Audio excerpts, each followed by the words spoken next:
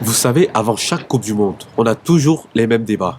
Est-ce qu'un pays africain est capable d'aller loin en Coupe du Monde? Est-ce qu'un pays africain est capable de gagner la Coupe du Monde? Voilà encore une fois une nouvelle Coupe du Monde qui a commencé.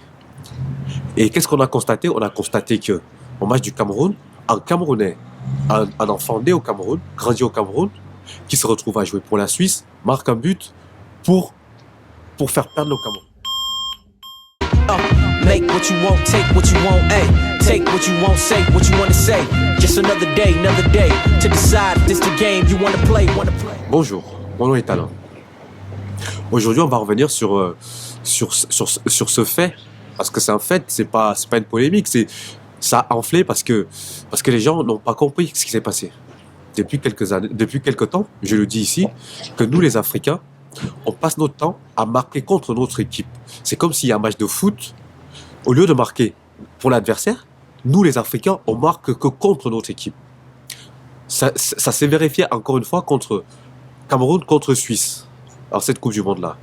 Le joueur qui a marqué, Brel Ombolo, c'est un joueur qui est né au Cameroun, qui a été formé au Cameroun, qui est venu en Europe plus tard. Il se retrouve à jouer pour la Suisse.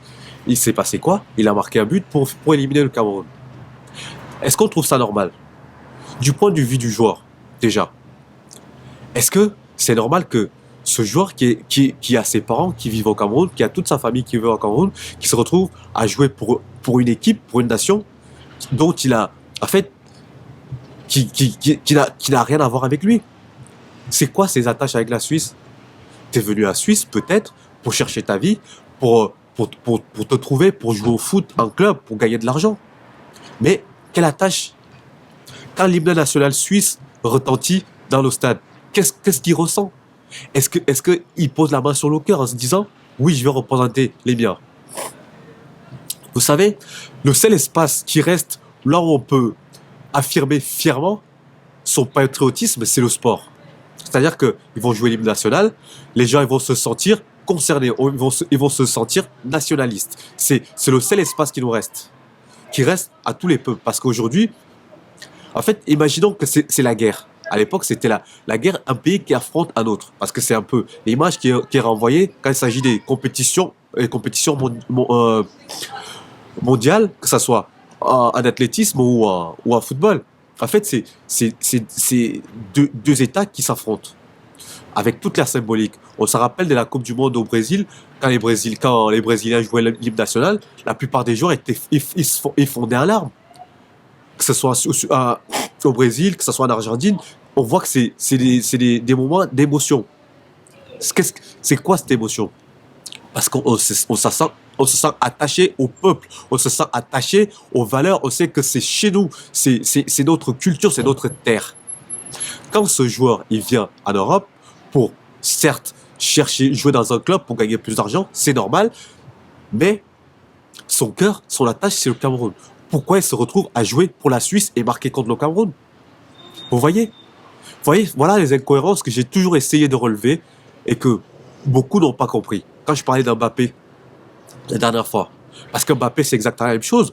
Son oncle ou quelqu'un de sa famille était international camerounais de football. Donc ça veut dire qu'aujourd'hui, si Mbappé se retrouve en finale de la Coupe du Monde, imaginons, avec beaucoup d'imagination, contre le Cameroun, match nul, dernier tir au but, c'est Mbappé qui va le tirer, il va marquer contre le Cameroun et il va faire perdre la Coupe du Monde au Cameroun. Et qu'est-ce qu'il va ressentir? Il va avoir une fierté. Il va se dire, j'ai éliminé le Cameroun. Donc si c'est, en revenant à mon analogie de la guerre, imaginons que maintenant c'est la guerre, d'accord? Vous pensez que si aujourd'hui on voit comment les choses se passent, que ce soit au Mali, que ce soit un peu, il y a beaucoup de conflits, la France avec les pays africains, si maintenant les Français décident d'attaquer les Africains, ça peut être les Maliens, ça peut être les Sénégalais, ça peut être les Camerounais, donc ces gens-là, ils vont prendre les armes, ils vont aller tirer sur leurs frères. Bien sûr, parce que c'est de ça qu'il s'agit. Parce que c'est d'aller tirer sur tes frères. Là, tu viens marquer contre ton frère. Et derrière, qu'est-ce qu'on va me dire? On va me dire que oui, il a voulu jouer pour le Cameroun, parce que c'est ce que j'ai vu, ce que j'ai vu passer. Ça n'a pas été facile, parce qu'on leur a demandé de l'argent, parce qu'on a demandé ici. S'il vous plaît. J'aimerais bien savoir, ici en France, comment on fait? Nous les Africains, quand on arrive ici, quand t'as pas de papier, tu fais quoi? Tu galères, tu te fais chier, tu passes 10 ans, t'as pas de papier, et t'es toujours là en train d'aller renouveler.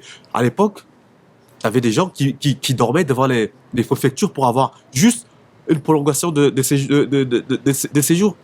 Mais quand il s'agit de le faire pour son pays d'origine, on fait quoi? On claque la porte. La question aussi que je me pose, je me dis, en fait, aujourd'hui, quand on se dit, oui, quand on va là-bas, il y a la corruption, il y a ceci, il y a cela. Vous pensez que c'est un raisonnement comme ça que les choses vont changer? Les gens qui sont en place, ils vont toujours rester en place, hein, ils vont toujours continuer à manger. Si les gens de la diaspora qui viennent ici, qui viennent acquérir des compétences, qui viennent ici pour se former, pour avoir une ouverture d'esprit, si eux, ils sont à chaque fois, ils jettent l'éponge en disant oui, mais moi je vais pas aller là-bas parce que on va me demander de l'argent, parce qu'il y a de la corruption, parce que si, parce que ça. C'est terminé. Rideau. Parce que nous, les Africains, ce qu'on veut, c'est de venir vivre en Europe, là où tout est construit. Les Européens, ils ont construit leur pays.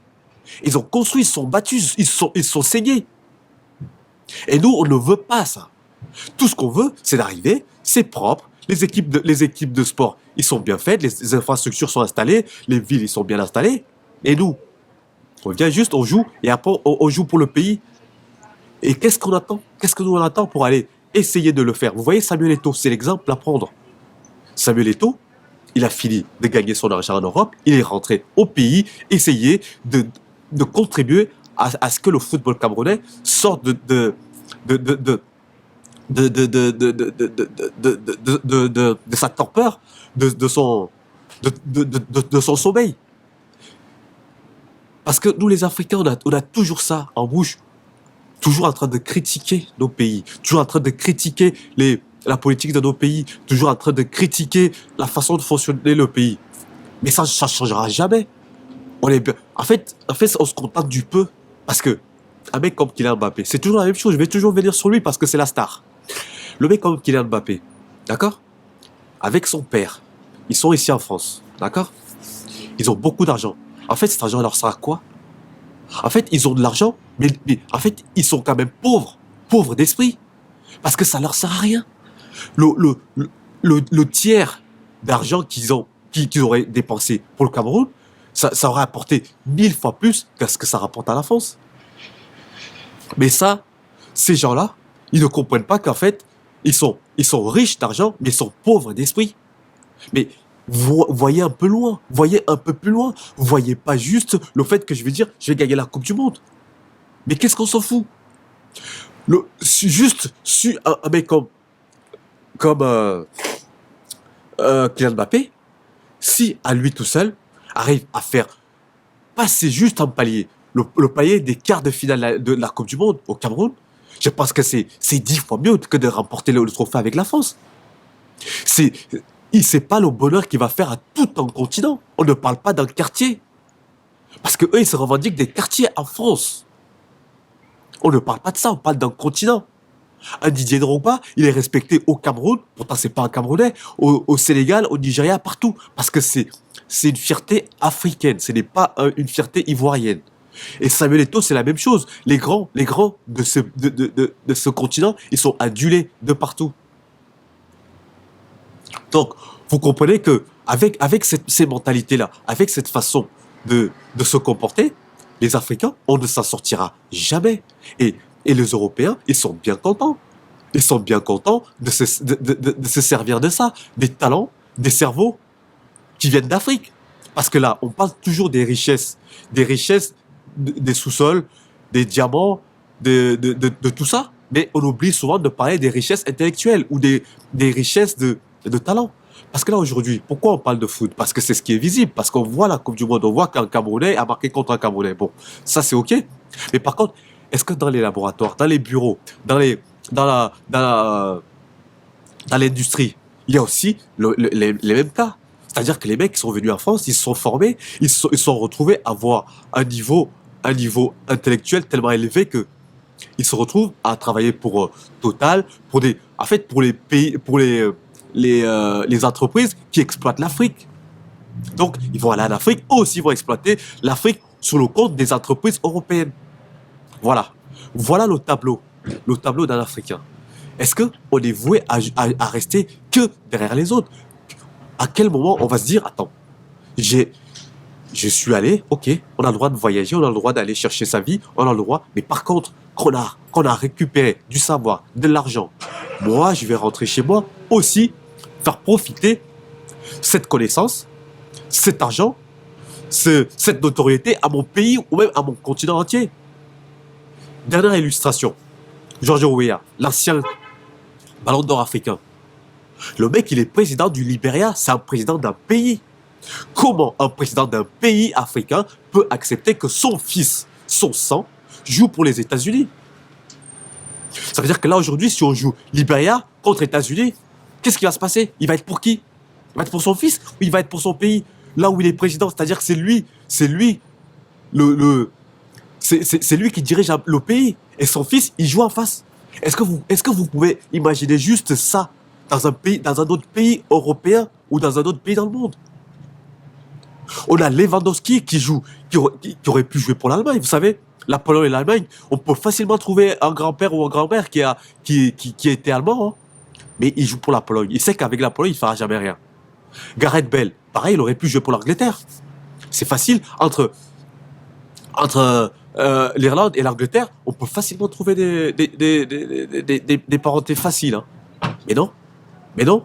Ryan Giggs, on va en trouver comme ça. Mais les mecs, ils restent dans leur pays. Ils savent que la Coupe du Monde, des fois même, ils vont même pas se qualifier. Ils vont pas se travestir comme nous, les Africains. On fait que ça, se travestir. Parce que on n'est pas fiers de ce qu'on est. On n'est pas fiers. Et ça, c'est un problème. Et ça va continuer jusqu'à quand? C'est sûr que si on passe notre temps à insulter les politiques qui sont en Afrique, ben c'est sûr que ça changera pas, hein. Ça changera pas. Voilà ce que je voulais dire aujourd'hui par rapport à cette histoire du Camerounais qui marque le but contre le Camerounais, contre le Cameroun.